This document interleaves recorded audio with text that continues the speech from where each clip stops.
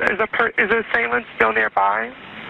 No, I don't. I just saw him run out. When Pratt stepped out to smoke a cigarette, the gunman moved in and started shooting. He then ran back into the house, and the shooter followed and knew right where to find him. That's when he shot Fields too, but spared the boy running right past him. Investigators say this was a planned, targeted attack. December 18th, 2021, Southeast Atlanta, 222 Tuskegee Street, apartment 401.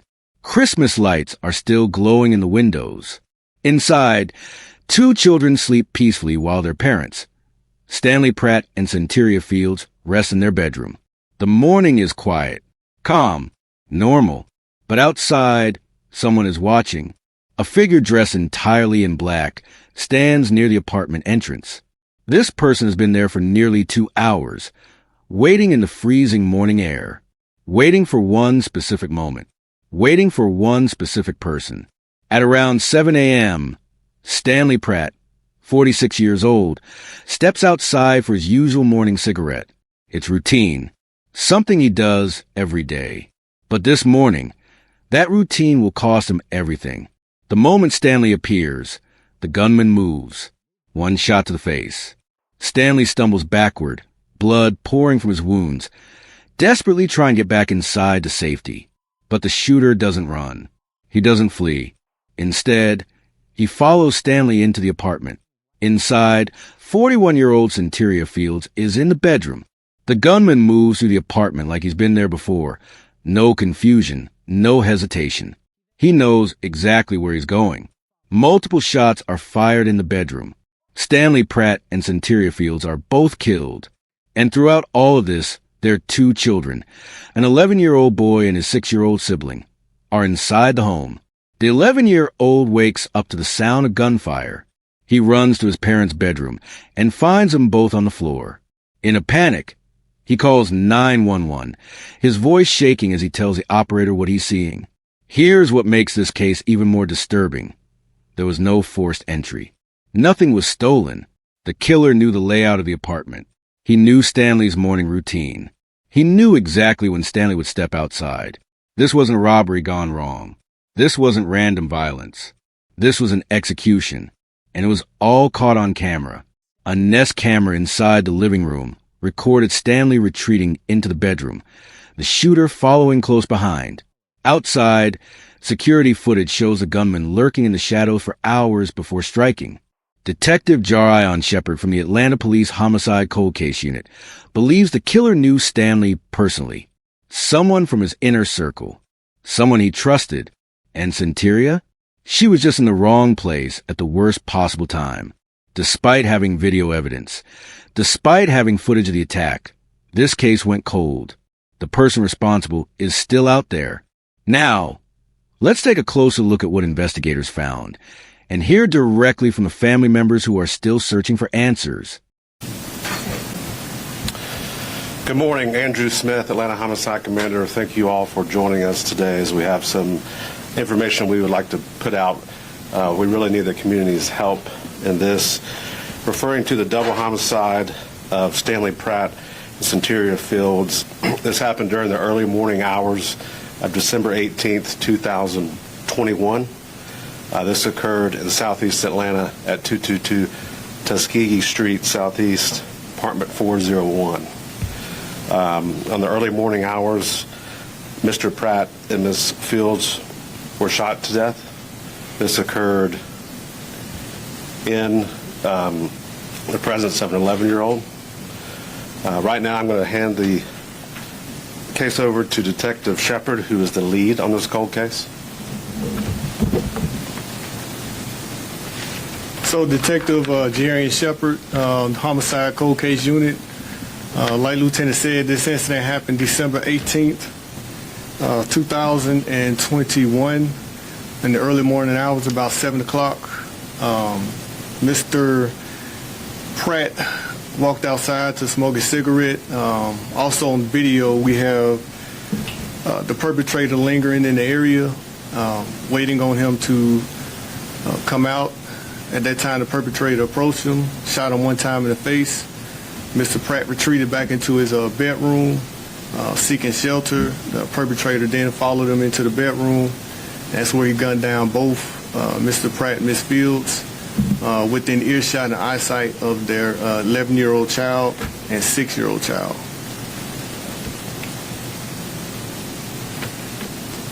So it is my belief that the perpetrator in this incident definitely had intimate knowledge of the layout of this apartment. He had intimate knowledge of the going-abouts between Mr. Pratt and his early morning routine. I do believe that the perpetrator is within this circle of Mr. Pratt. And it is definitely important to get this information out, to reach certain people within those circles so we can get this information, so we can get this case to a good resolution. We're going to just play that video one more time. Yeah, and then we're going to move to 911 audio, and we'll let you know when we can take questions. But we're going to play this one more time and go to the 911 audio. Shepard, if you can just describe what's going on in the video. Can you get behind the microphone so we can hear you? Okay, yeah, that'd be great. You can stand in front if you need to see it. Yeah, I need to see it. Yeah. So at this time, this is Mr. Pratt retreating to his bedroom. He's already shot in the face. There's no sound, but you can't hear it, but he's going into the bedroom retrieving.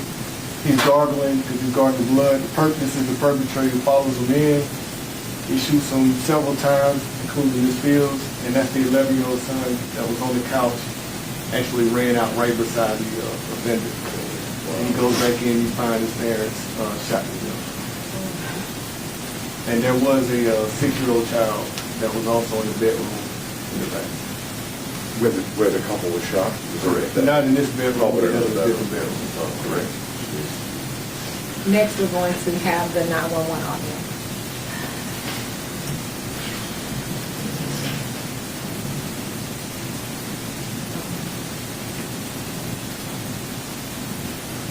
Atlanta 911 operator 7933, what's the address of your emergency?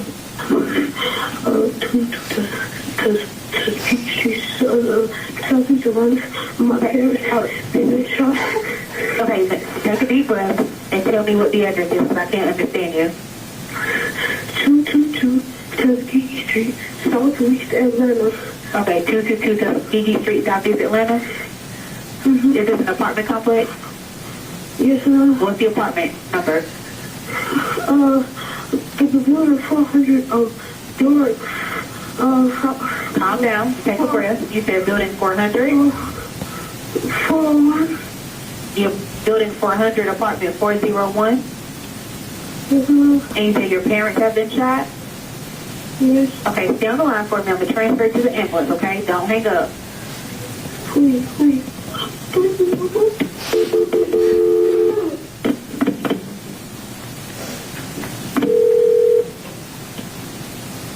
EMS, operator 901, what's the address to the emergency? Atlanta with the transfer. The address is 222 Tuskegee Street, Southeast, apartment 401. Okay, hello, caller. Hello. Repeat the address for my time for verification. Huh? Repeat the address for my time for verification. 222 Tuskegee Street, Southeast Atlanta. There you go. I'll get the Columbia People's Town Apartment. Huh? Is this going to be at the Columbia People's Town Apartment? Yes, ma'am. What's your apartment number? Apartment 400. You said 4400, is that correct? No, I said apartment 401. Okay, what's your phone number in case we get disconnected?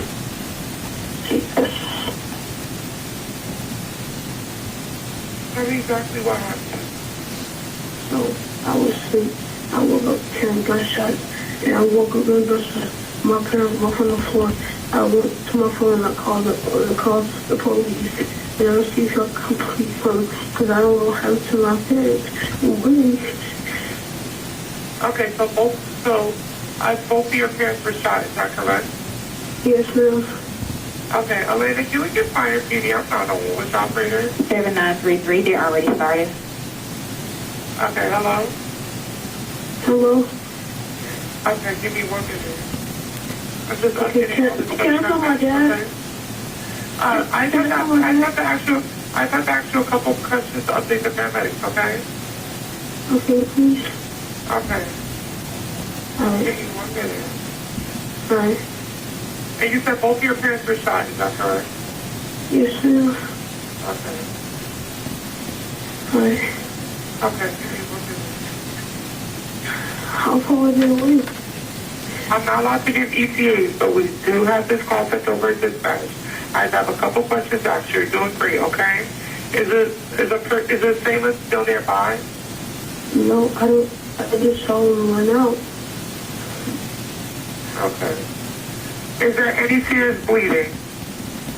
I'll go check.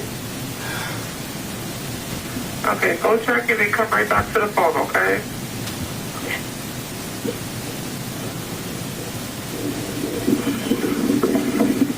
Yes, yes, Okay. yes, ma'am. Okay. You're doing great, okay? Are they completely alert? No, they're not moving up there still. Okay. Okay, what part of the body was injured? My boyfriend in the face, and I can't tell my mom was shot. Okay. Doing great, okay? Okay, please, I don't know if I'm safe. Okay, I'm just going to give you, I just have a couple questions. I'm just going to give you help, okay? Is there more than one wound? Yeah, there's 1, 2, 3 rooms. Okay. So I'm arranging help team now down line. I'll say exactly what to do next. Keep very quiet and stay out of sight until they send me if there's been release the scene, okay? I'm going to tell you how to stop the bleeding. Listen carefully, make sure you do it right, okay?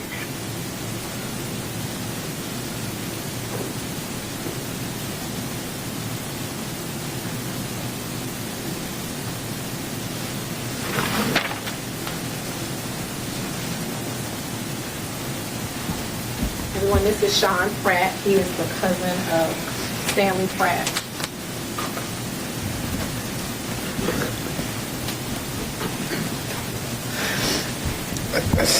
I really don't got too much to say. I just want the killer to get found.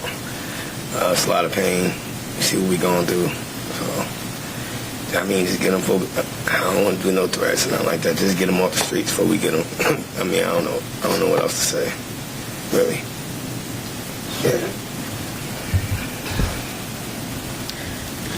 Hi, my name is Cherie.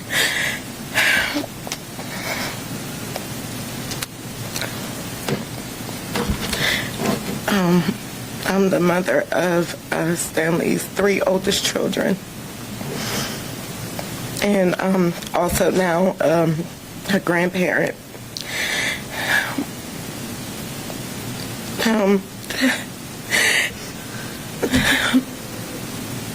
This person took someone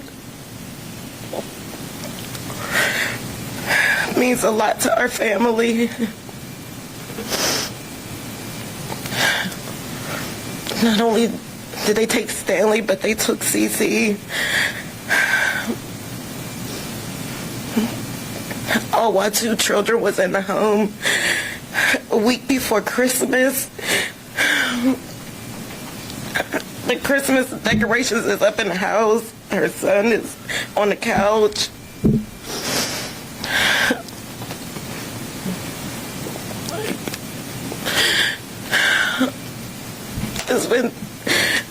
It's been since 2021. We need him found. He sat out for almost 2 hours waiting on Stanley to come outside. Like, somebody, did y'all see anything? Did y'all see him standing there? Did y'all hear the gunshots? Did y'all hear screaming? The poor kids in the house had to witness their mother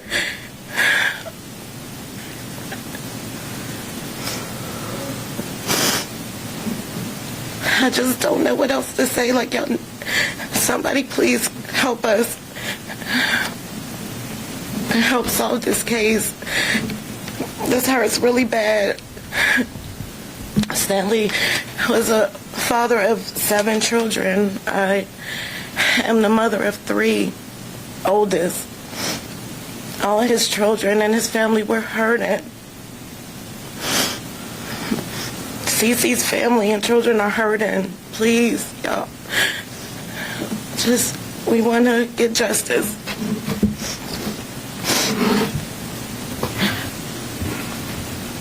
We'll take questions from, you want to go ahead and speak? I'm Stanley's daughter.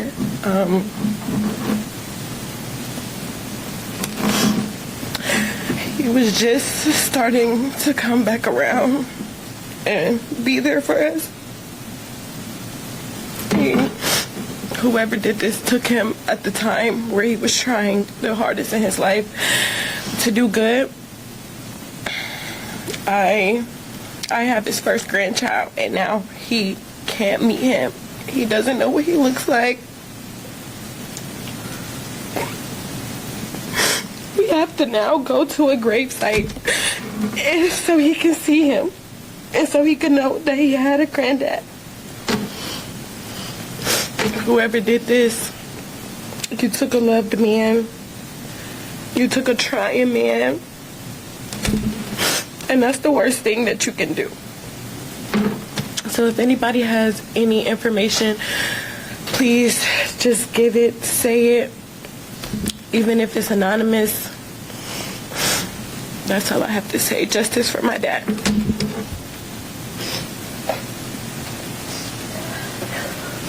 And now we'll have questions from Detective Shepard. So no motive, I guess, at this point, huh? No, I haven't established a motive. However, like I said, I do believe that the perpetrator had intimate knowledge of both victims, the layout of the apartment, and I do believe it was targeted. Like Ms. Pratt said, that he was laid in wait about 2 hours before the actual incident. He was dressed all in black. He was there for a specific mission, and that was his target. I mean, we can only thank God that the children didn't get in the way, because I believe he would have probably took them out also, just off the sheer nature and the way he wanted to zero in on Mr. Pratt. What was that camera that captured him? It's like a Nest camera that was just put in the living room. So, and I believe Ms. Fields was not the intended target, but she was in the way when it happened. So she was more like just collateral. And to be clear, the 11-year-old son made that 911 call? Correct. Any other questions? I'm just curious about the timeline. It has been a while now. Why now? Why release this video now? Why come to the public? So, of course, you know, cold cases, we work till the leads are exhausted, and we go over back and look at the cold cases, what new can happen. In this particular case, we need more evidence. We need people with first-hand knowledge to come forward. So that can be the timeline that kind of pushes up. We're coming up on Mother's Day. They don't have a mother anymore. This happened right around the holidays. So we go over the case, look at it, and determine what needs to be done. And I think this will be a big help for the case, getting information from the public. You mentioned you needed more evidence. Was there anything in particular in re-reviewing this case that stood out that made you say this might be the thing that has prompted us to ask for the public's help again? That's a good question. So we look at evidence, we look at physical and non-physical evidence. We look at circumstantial and non-circumstantial evidence. In this particular case, we need the help. We need public help from the public. We need actual witness testimony, because I can't speak on the exact evidence that we have, because I don't want to give too much out. But to push this forward, I need somebody with some first-hand knowledge to come forward. And I do believe that getting out, this perpetrator is in certain circles. And all it takes is 1 or 2 people inside those circles to bring me information. You mentioned before about him laying in wait outside for 2 hours. Is there any surveillance video of that? It is. We didn't release that for different reasons. I didn't want to release that. Correct. And you're not able to identify his face or anything from that? No, it's from a distance, but you can see the figure, because it was dark at that time. And like I said, he laid in wait. Of course, when people wake up, they start turning on their lights. This particular bedroom light cut on. This person was feet away from their bedroom. They knew when he would come outside and smoke. Suspect then made his approach. Is there any indication that this is a hired hit, a professional job? That's impossible to determine. But I will say that it was definitely directed at Mr. Pratt. That's what I can confidently say. Higher hits and stuff like that without evidence, I can't speak on that. All right, that'll do it for everyone. If you have any other questions, you can send those via email to the Public Affairs Unit. I will give you his daughter's name. It is Sage, S-A-G-E, Pratt, P-R-A-T-T. Thank you, everyone. Thank you. Thank you.